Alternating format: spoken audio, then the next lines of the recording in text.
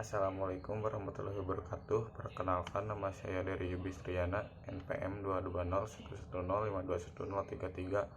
Di sini saya akan mempresentasikan makalah yang berjudul Pengaruh Teknologi Terhadap Pendidikan Sekolah Dasar. Disusun untuk memenuhi tugas mata kuliah penulisan karya ilmiah. Dosen pengampu Ibu Alvini Martini, SPD MPD. Adapun rumusan masalah: 1. Bagaimana definisi teknologi menurut para ahli? 2. Bagaimana perkembangan teknologi dalam dunia pendidikan? 3. Bagaimana pengaruh positif teknologi terhadap dunia pendidikan? 4. Bagaimana pengaruh negatif teknologi terhadap dunia pendidikan? Bab 2. Pembahasan 2.1 Definisi teknologi menurut para ahli. Menurut Gary J. Angli, pengertian teknologi adalah penerapan ilmu-ilmu perilaku serta alam dan juga pengetahuan lain dengan secara bersistem serta mensistem untuk memecahkan masalah. Menurut Castell tahun 2004, teknologi merupakan suatu kumpulan alat, aturan, dan juga prosedur yang merupakan penerapan dari sebuah pengetahuan ilmiah terhadap sebuah pekerjaan tertentu dalam suatu kondisi yang dapat memungkinkan terjadinya pengulangan. Menurut Mardianto, teknologi adalah suatu produk informasi dan praktek yang belum banyak diketahui, diterima, dan diterapkan oleh sebagian warga masyarakat dalam suatu lokasi tertentu dalam rangka mendorong terjadinya perubahan individu dan atau seluruh warga masyarakat yang bersangkutan. 2.2 Perkembangan teknologi dalam dunia pendidikan. Perkembangan ilmu dan teknologi merupakan salah satu produktivitas dari manusia yang memiliki pengetahuan yang didapat dari pendidikan, di mana perkembangan ilmu, pengetahuan, dan teknologi memiliki implikasi yang luas dalam kehidupan manusia, sehingga diharapkan manusia tersebut perlu mendalami untuk mengambil manfaatnya secara optimal dan mereduksi implikasi negatif yang ada. Teknologi pendidikan hanya mungkin dikembangkan dan dimanfaatkan dengan baik bila mana ada tenaga yang menanganinya. Mereka itu adalah tenaga terampil, mahir, dan atau ahli dalam melaksanakan kegiatan.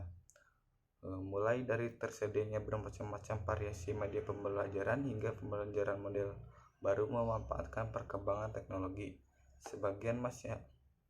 Sebagaimana Nurdiansyah tahun 2016 menjelaskan bahwa pembelajaran inovatif merupakan pembelajaran yang bersifat student centered, yang mana peserta didik diberikan ruang luas untuk mengembangkan kompetensi yang dimilikinya dengan bimbingan guru. 2.3 Pengaruh positif teknologi dalam dunia pendidikan.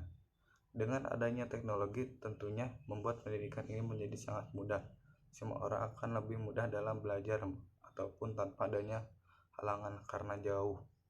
Sekolah dan perguruan tinggi pun mudah untuk mencari informasi yang bisa dilakukan di rumah dan dapat menjangkau di beberapa daerah siswa yang mengikuti pembelajaran daring dengan mudah. Penerapan teknologi bermanfaat bagi pendidikan yaitu: A. Munculnya media massa sebagai sumber ilmu pengetahuan dan pusatnya pendidikan, khususnya media elektronik, contohnya yaitu internet, lab komputer. B. Dampaknya yaitu guru tidak hanya sebagai acuan sumber ilmu pengetahuan, sehingga siswa tidak hanya terpusat pada guru dan informasi belajar yang diberikan oleh guru saja, namun juga dapat mengakses materi pembelajaran melalui internet. Guru memiliki peran sebagai pengajar dan pembimbing, jadi setiap siswa dibimbing dalam belajar untuk mengarahkan, memantau proses pendidikan supaya siswa ini tidak salah jalan dalam menggunakan media informasi dalam belajar di sekolah. Adanya metode baru yang dapat mempermudah dalam proses belajar siswa di sekolah dengan teknologi, maka terciptanya metode yang bersifat menarik perhatian siswa dalam belajar dan memudahkan memahami materi. D. Pembelajaran dapat dilaksanakan secara daring, contohnya yaitu dengan menggunakan aplikasi Zoom, Google Meet, dan juga bisa menggunakan jasa pos internet. E. Adanya sistem pengelolaan data hasil penilaian yang menggunakan pemanfaatan teknologi. Pada saat belum berkembangnya teknologi, manusia melakukan sebuah penelitian. analisis data itu harus dilaksanakan secara langsung dan terjun ke lapangan dan dihitung secara manual. Namun dengan adanya teknologi pada saat ini, semua tugas dapat dikerjakan melalui teknologi tanpa membutuhkan waktu yang lama dan hasilnya lebih akurat. Contoh teknologinya yaitu laptop atau komputer yang dapat mengelola data dengan memanfaatkan program yang ada di laptop atau komputer. Terpenuhinya fasilitas pendidikan secara cepat, misalnya dalam pembuatan soal itu perlu membuat soal sesuai banyak siswa yang ada di sekolah. Maka dari itu dengan adanya mesin fotokopi yang dapat menggandakan kopian dalam waktu yang cepat, dengan adanya perkembangan teknologi, semua ini dapat dilakukan dengan menyingkat waktu. 2.4 Pengaruh negatif teknologi dalam dunia pendidikan. Teknologi bagi pendidikan selain berpengaruh positif, namun ada juga pengaruh negatifnya.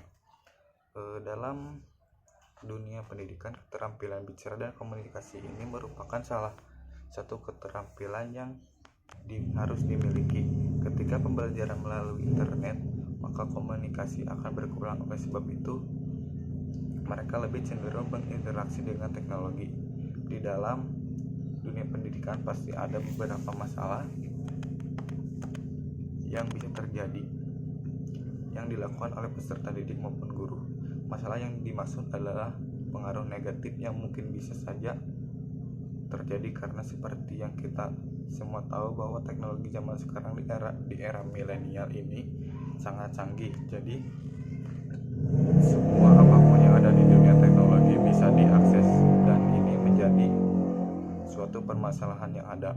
Dalam beberapa contoh berikut ini menjadi pengaruh negatif yang dilakukan oleh peserta didik maupun guru. A.